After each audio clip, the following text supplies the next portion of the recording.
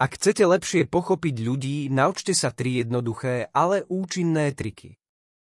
Tieto triky sú veľmi dôležité, pretože keď ich zvládnete, ľahko spoznáte, čo si ľudia myslia.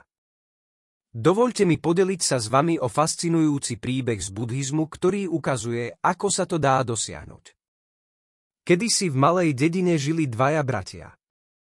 Jeden z nich bol slepý, no mal jedinečný talent vnímať veci, ktoré ostatní nevideli. Druhý brat tvrdo pracoval na farme, no čelil neustálym problémom, pretože zvieratá mu ničili úrodu. Mladší brat dostal nápad a navrhol, prečo nenechať nášho slepého brata počúvať zvieratá a vystrašiť ich. Postavili chatrč na poli a staršieho brata tam umiestnili. Ak začuješ zvieratá, zakrič a vystraž ich, vysvetlil mladší brat. Bratia pokračovali v tomto pláne niekoľko dní.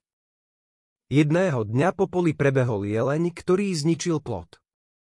O chvíľu na to prišiel kráľ, ktorý jelene prenasledoval a opýtal sa slepého brata.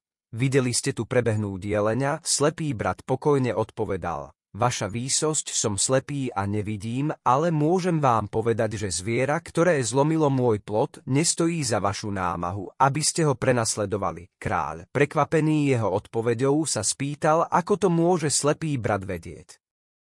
Vaša výsosť, to, čo nazývate jeleňom, je v skutočnosti gravidná samica.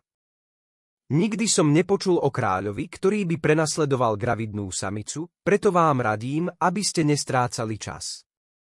Zvedavý kráľ rozkázal svojmu veliteľovi chytiť jelenia a overiť, či je to skutočne gravidná samica.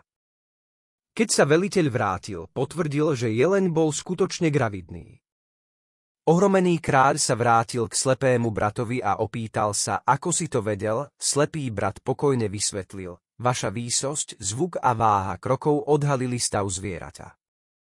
Spokojný kráľ pokračoval s otázkami na slepého brata, vrátane témy o vernosti kráľovnej. Po dlhom dialógu slepý brat kráľovi prezradil, že má múdrosť na interpretáciu gest, reči tela a výrazov tváre. A naučil ho pozorovať ľudí, aby pochopil, čo si skutočne myslia. Slepý brat poradil kráľovi, aby si všímal 3 aspekty: oči, výrazy tváre a reč tela. Vysvetlil, že oči odhaľujú úprimnosť alebo pretvárku. Výrazy tváre prejavujú skutočné emócie a držanie tela signalizuje záujem alebo odpor. Kráľ, ktorý nasledoval rady slepého brata, našiel nový spôsob, ako komunikovať a porozumieť ľuďom okolo seba. Tento starý buddhistický príbeh nás učí, že prostredníctvom pozorného pozorovania a plnej prítomnosti môžeme lepšie pochopiť myšlienky a emócie iných, čo podporuje autentickú a empatickú komunikáciu.